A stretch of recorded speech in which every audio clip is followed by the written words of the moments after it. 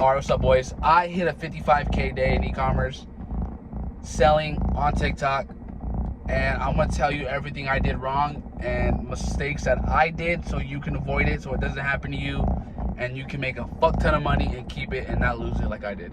So first of all, you want to make sure that once you're selling a product and you have validated that it works, it's selling, and you're profitable, you want to make sure that your supplier has enough inventory to keep up with the demand.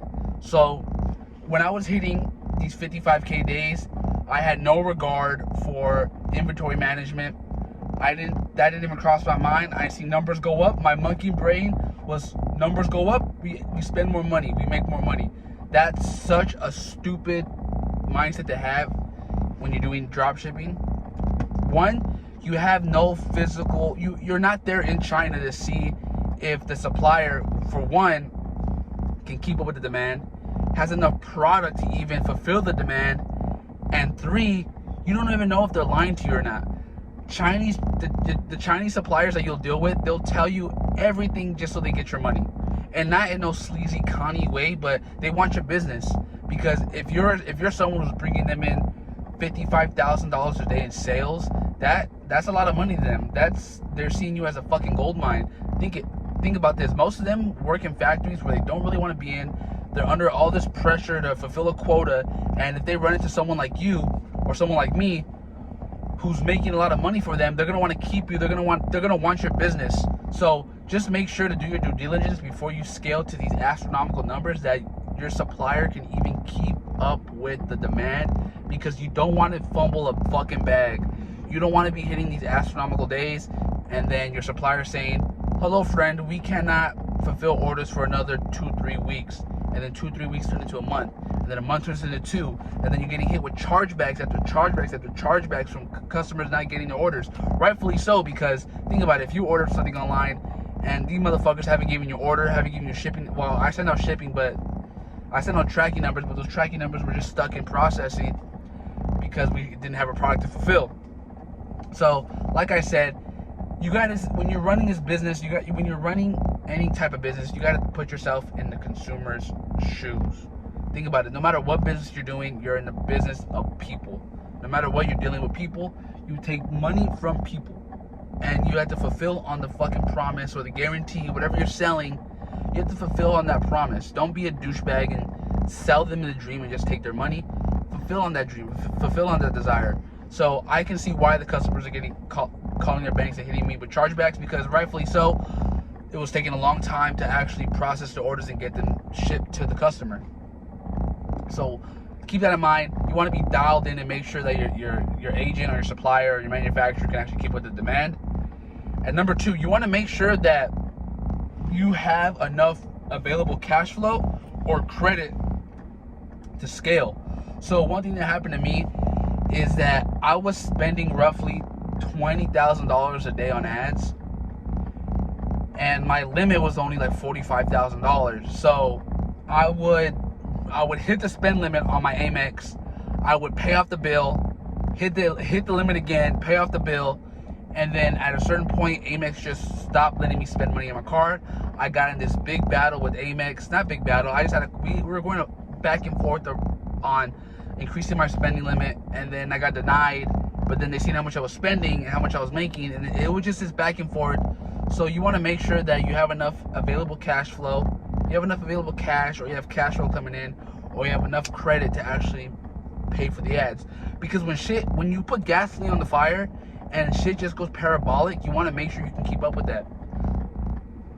Notice how all these things go in hand to hand. Making sure you have enough inventory, or your manufacturers are competent enough to know that you're going to be spending a lot of money and that they need to keep with demand.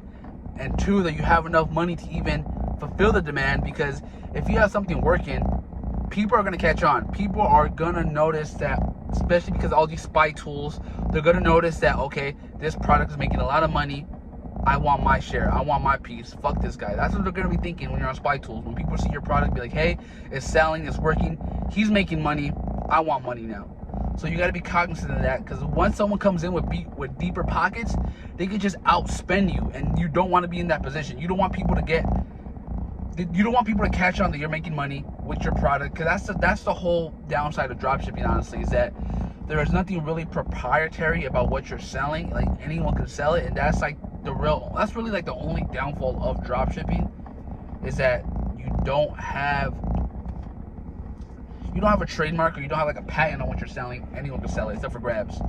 That's like the beauty and the downsides of actual dropshipping. So like I said, you just want to make sure that you have the money and the capital to actually keep fulfilling the orders and keeping up with the demand. And number 3, this one might not seem like it might not be a big worry as of now, especially if you're just getting started, but you don't want to inflate your lifestyle too quickly. I'm all for using the money that you make and actually enjoying the fruits of your labor, but you want to make sure that it's consistently coming in. Because say you make $12,000 your first month, and you spend $8,000, and the next month you only make $3,000. Next thing you know, you're trying to keep up with this lifestyle that you haven't really yet earned, and that's the hard part. Because once you hit a big month and you have a lot of money coming in all at once, your ego's gonna get to you, or maybe not, maybe it won't, but 99% of people, especially if you don't come from money, once you get that money in your bank account, you're gonna wanna spend it. You're gonna wanna do something frivolous and like enjoy yourself. And I'm not saying don't do that. I'm just saying be mindful of the shit you buy. So if you make $50,000 in a month, don't go out there and buy the $30,000 car. Like don't do that. Use that money. Make sure what you're doing is replicatable, and make sure you can actually scale what you're selling. So let me actually go into like the product and what I sold. And if you really want to sell it, you can sell it. Just be careful, because once you start spending a lot of money on products that are dupes, the brand is going to notice, and they're going to come and they're going to hit you with like a cease and desist. They're going to tell you to stop selling their product, which rightfully so. But you can get away with it to an extent, and you can kind of like draw that line. This isn't something I usually do, but like I don't like being in this territory where I feel unethical. But you can make money selling products. Like if you're on social media at all, you realize like you're cognizant of this, of dupes, of people buying cheaper versions of products that are popular, like people buying, I don't know if you've seen these like bodega earrings, or like for women they're like bodega teardrop earrings, and they were going viral on TikTok for a minute, and I recently seen someone selling them on Facebook. So people will buy cheaper versions just to save money. So just be cognizant of that. The product I sold was a white fox tracksuit, and the reason why I think it sold so well, one, not only was it peak winter time, like it was December through January, which is perfect timing to sell clothes like that. It was going viral on TikTok, and I just had a way better offer. I had such a saucy offer that if you were a girl and you really wanted this product, you'd feel stupid not buying it. So what my offer was, it was a free pair of sweats with every hoodie you buy, and I was selling the hoodie only for $29. So think about it. If the White Fox, if the actual brand, allegedly, let me just get that, I was allegedly selling this, allegedly. So I was allegedly selling this product. It was $29 for the hoodie and free sweats. So think about it. If the actual brand is selling it for $105, and you come across this ad that's fucking saucy with this unbelievable offer, you're gonna want to buy it. So I was charging $29 for the hoodie, free sweats, and I was upcharging $15.95 for shipping. So I was getting the product for around $18, and my cost per acquisition was like $10. So I was making like, I don't do public math, so I was making like around $12 every order, and it was parabolic. So just be very cognizant of what you can and can't source, because if you can't source the product, don't The only reason why this actually worked is because I was able to source the product and actually give them the product they were buying from the actual ad. There's a lot of people who sell something that they can't fulfill on. Like, I'm pretty sure if you're in this space that you've seen people try to, like, you see people sell $10 go-karts or $10 5x5 mirrors, and it's like, don't be a dickhead. Like, if you could find the product and source it, sell it. Like, this is, think about drop shipping as like, this is like your rookie season, your sophomore season into entrepreneurship. This is just teaching you the fundamentals of high income skills that are not only high value depending on the business you want to like transition into, but they're transferable. Like, building a website, every business is going to need a website, and now you know how to build one because you know how to use Shopify. Every business needs content, and now that you know you've been making ads so long, you can transfer that into other businesses. Every business needs a copywriter, and now that you have ChatGPT and you actually understand emotion and logic and how to actually persuade people to buy your product, you can transfer that into other businesses.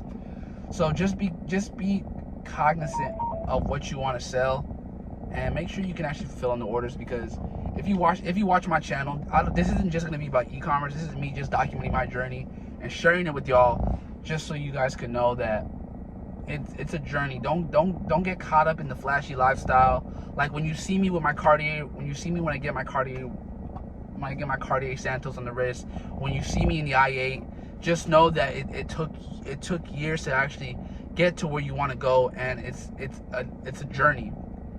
There's a song that I want you guys to listen to. Listen to this song.